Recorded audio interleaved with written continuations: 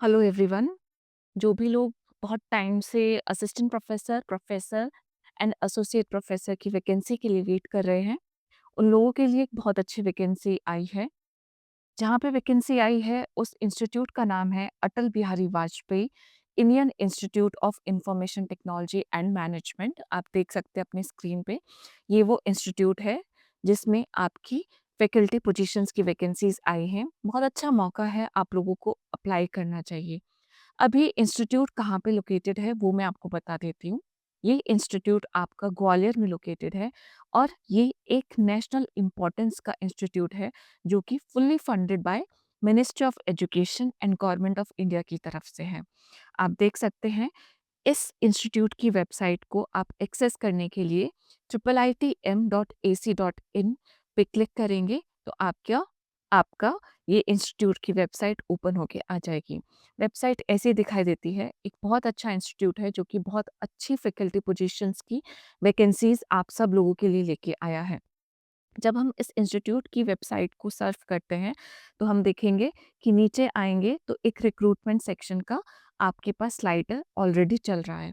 तो इसमें जो सबसे पहला आपका इंफॉर्मेशन जो दिखेगी आपको, वो दिखेगा advertisement for the faculty positions. And किस डेट का एडवर्टाइजमेंट है?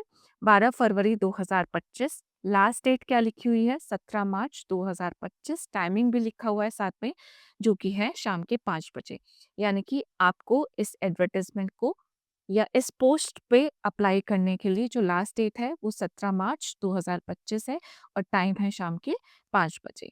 अब इस एडवर्टाइजमेंट पे जाने के लिए हम इस लिंक पे क्लिक करेंगे। हम देख सकते हैं ये एक लिंक बना हुआ है क्योंकि जैसे ही कर्सर इस पे जाता है तो ये ब्लू कलर में कन्वर्ट हो जाता है।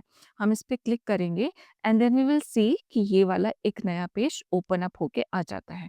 इस पेज पे भी हमारी कुछ इन्फॉर्मेशन इन लोगों ने दी हुई है। पहला, हमें एक एडवर्टाइजमेंट को देखने के लिए या फिर डाउनलोड करने के लिए ये एक लिंक प्रोवाइड किया गया है जिसे हम बोलेंगे advertisement for the faculty positions.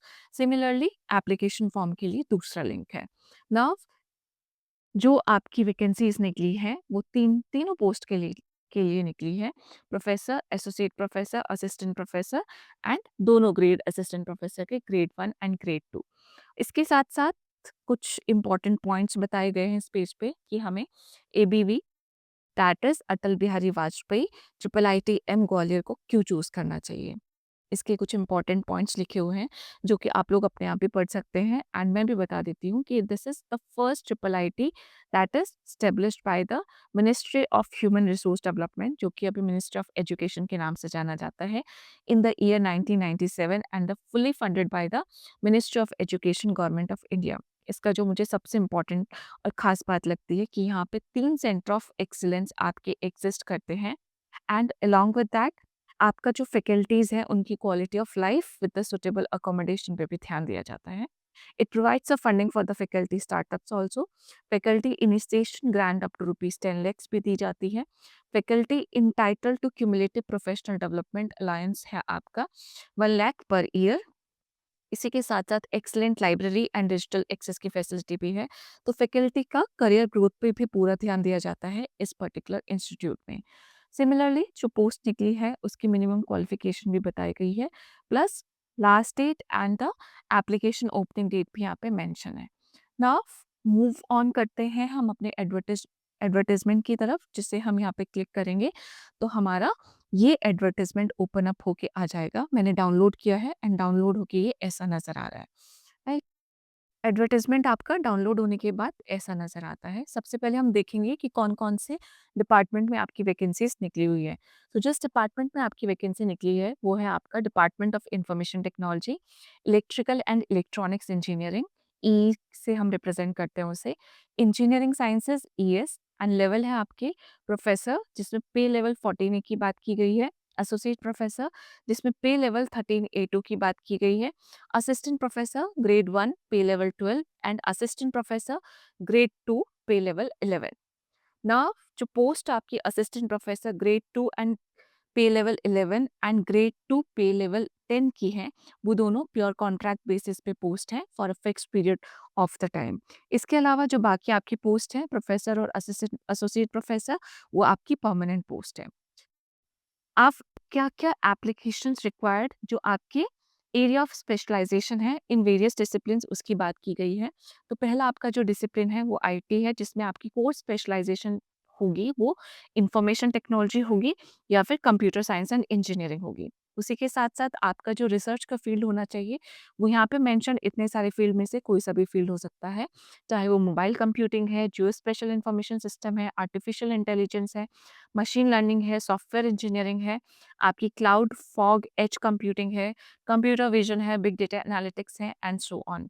Similarly अगर आपका डिसिप्लिन ईईई है, तो इसमें आपकी जो कोर स्पेशलाइजेशन होनी चाहिए वो इलेक्ट्रॉनिक्स और कम्युनिकेशन इंजीनियरिंग होनी चाहिए।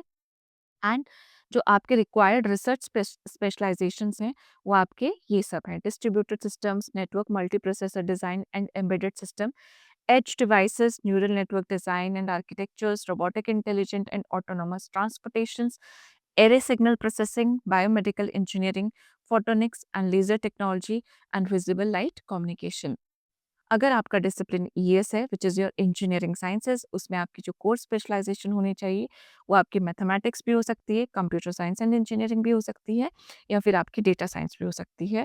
और आपका जो रिसर्च का स्पेशलाइजेशन होना चाहिए वो आपका प्रोबेबिलिटी एंड स्टैटिस्टिक्स हो सकता है, theoretical computing and data science हो सकता है, सिमिलरली कंप्यूटेशनल मैथमेटिक्स हो सकता है, साइंटिफिक एंड क्वांटम कंप्यूटिंग हो सकता है, सॉफ्टवेयर रिलायबिलिटी हो सकता है, AI and ML and digital forensic हो सकता है।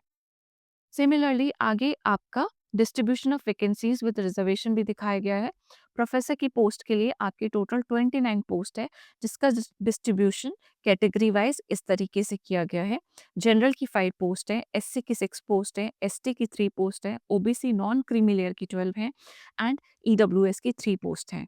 एसोसिएट प्रोफेसर के लिए जनरल की 2 पोस्ट है, एससी की 3 पोस्ट है, एसटी की 1 पोस्ट है, ओबीसी नॉन क्रीमी लेयर की आपके पास 3 पोस्ट हैं एंड ईडब्ल्यूएस की 1 है। टोटल में आपकी 10 पोस्ट हैं। सिमिलरली अगर आप असिस्टेंट प्रोफेसर की बात करते हैं, तो जनरल की आपके पास 8 पोस्ट हैं, एससी की 1 पोस्ट है, एसटी की 4 पोस्ट है, ओबीसी नॉन क्रीमी लेयर की 2 एंड ईडब्ल्यूएस की 1, total 16। Similarly total general category की 15 पोस्ट है। तीनों आपकी professor, associate professor and assistant professor को अगर हम मिला देते हैं तो एससी की आपके पास 10 पोस्ट है टोटलिटी में, एसटी की 4 है, ओबीसी नॉन क्रीमी लेयर की 17 है एंड ईडब्ल्यूएस की 5 है। सो टोटल 55 फैकल्टी पोजीशंस पे आपकी वैकेंसीज निकली हैं। अब क्या-क्या एजुकेशनल क्वालिफिकेशन आपकी चाहिए on the various post? For example, आप प्रोफेसर की पोस्ट के लिए अप्लाई करते हैं तो आपकी इसेंशियल क्वालिफिकेशन पीएचडी है एंड आपका रेलिवेंट एक्सपीरियंस जो है वो मांगा गया है 10 साल का एक्सपीरियंस आपकी पीएचडी कंप्लीट होने के बाद, और 13 इयर्स का टोटल एक्सपीरियंस जिसमें आपके पीएचडी का एनरोलमेंट पीरियड काउंट नहीं होगा।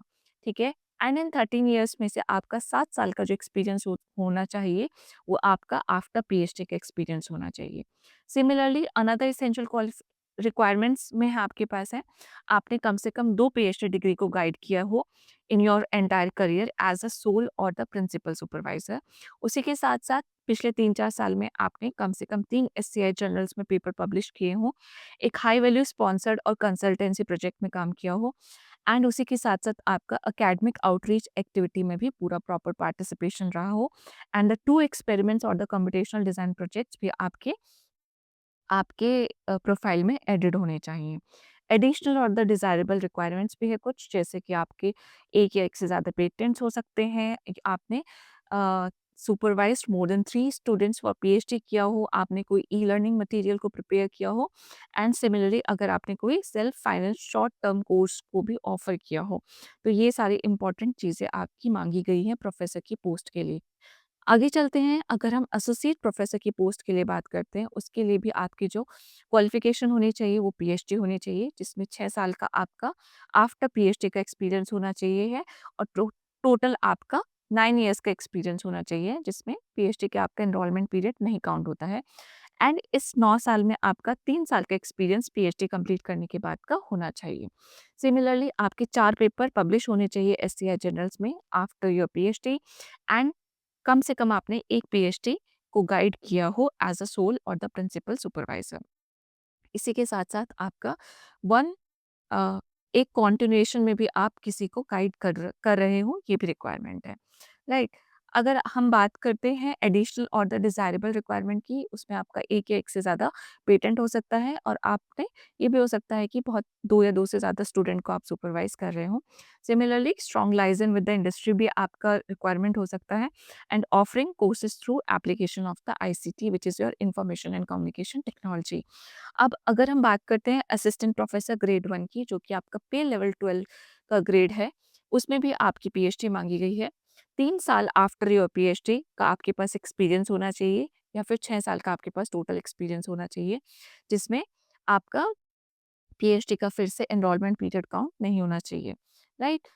नाउ 2 पेपर्स आपके एसआई इंडेक्स जर्नल में पब्लिश होने चाहिए आफ्टर योर पीएचडी और outside your PhD work.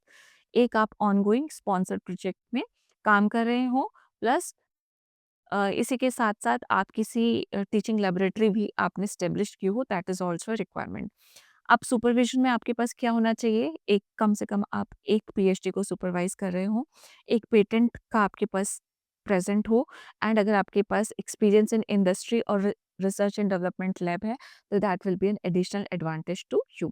Now assistant professor grade 2 की अगर हम बात करें, जो कि आपका पे लेवल 11 होगा, उसमें आपकी पीएचडी माँगी गई है और 1 साल का पोस्ट पीएचडी का एक्सपीरियंस आपके पास होना चाहिए, प्लस 1 पेपर एक्सेप्टेड होना चाहिए आपका एससीआई जर्नल में and 2 paper in SCI journal और 1 पेटेंट में be based on the PhD work. तो ये है आपकी एसेंशियल क्वालिफिकेशंस जो आपकी इन पोस्ट के लिए माँगी गई हैं।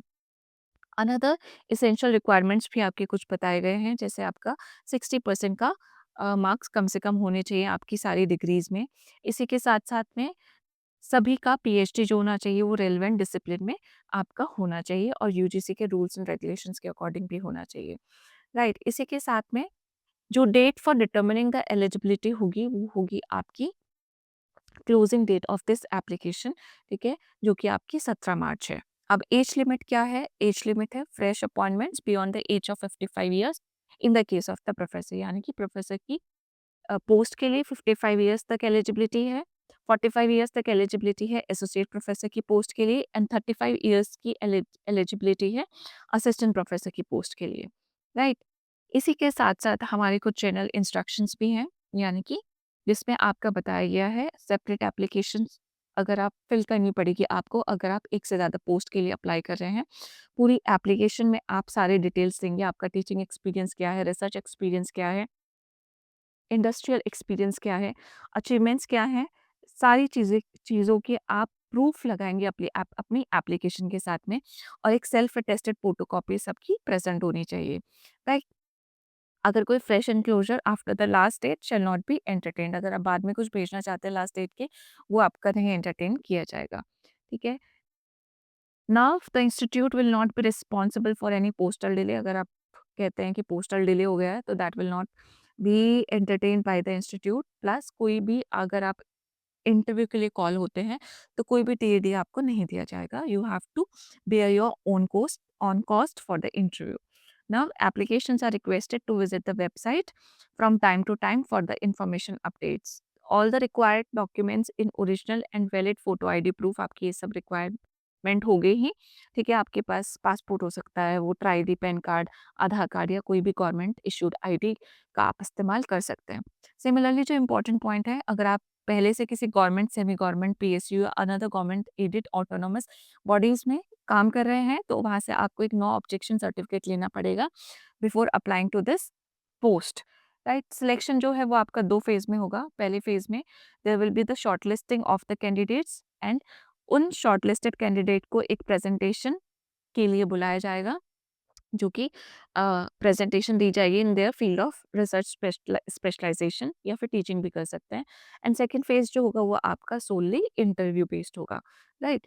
तो ये 2 फेज़ में होगा, पहले आप शॉर्टलिस्ट होंगे, शॉर्टलिस्ट होने के बाद आपकी एक प्रेजेंटेशन होगी एंड उसके बाद आपका एक इंटरव्यू होगा, राइट? आप अप्लाई करने के लिए अभी मैं आपको दिखा दूँगी कि आप कहाँ से अप्लाई कर सकते हैं। एक एप्लीकेशन आपके पास होगा पूरा एप्लीकेशन फॉर्म दिया गया है, आप उसे फिल करेंगे।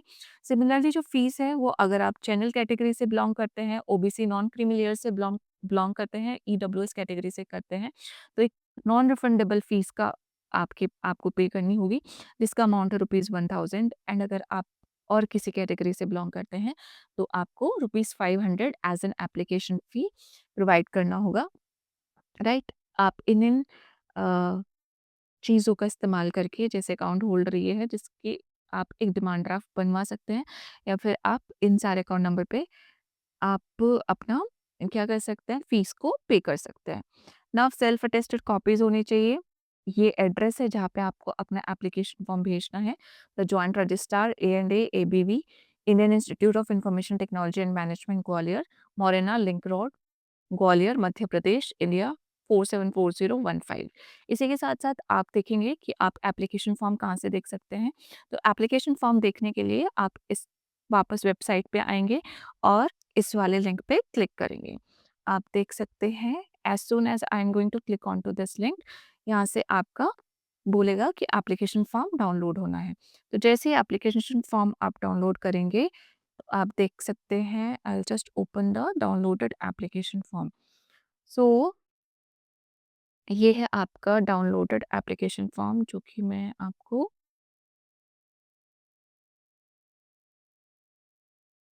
यहाँ से आप देख पाएँगे इसको। ये है एप्लीकेशन फॉर्म आपका जो आपको फिल करना होगा। तो ये आपका 7 पेजेज़ का एप्लीकेशन फॉर्म है, ये सारे डिटेल्स आपको फिल करने हैं एंड इसी के साथ-साथ में आपको सारे डॉक्यूमेंट्स अपने अटेस्ट करके एंड फॉर्म के साथ में सेंड करने हैं। इम्पोर्टेंट बात आपको याद रखनी है 17th of March last date है एप्लीकेशन फॉर्म यहाँ इस एड्रेस पे पहुँचने के लिए, राइट? कोई भी तरीके का डिले या पोस्टल डिले आपका एंटरटेन नहीं किया जाएगा। तो टाइम से अपना फॉर्म भर दीजिए and it's a good vacancy जिसे आप क्या कर सकते हैं, you can just utilize this vacancy. So this is about so don't waste your time and आप इसके लिए अप्लाई कीजिए। बहुत अच्छी अपॉर्चुनिटी है एंड इस तरीके की जॉब की अपॉर्चुनिटी को पाने के लिए आप मेरे इस चैनल को सब्सक्राइब कर सकते हैं एंड प्लस लाइक कर सकते हैं एंड इसी के साथ साथ में अगर आपको कोई भी क्वेरी है इस पोजीशन को लेके तो आप मुझे नीचे कमेंट भी कर सकते हैं and I will try to answer all your queries. So thank you so much, bye bye and I will meet you again, bye.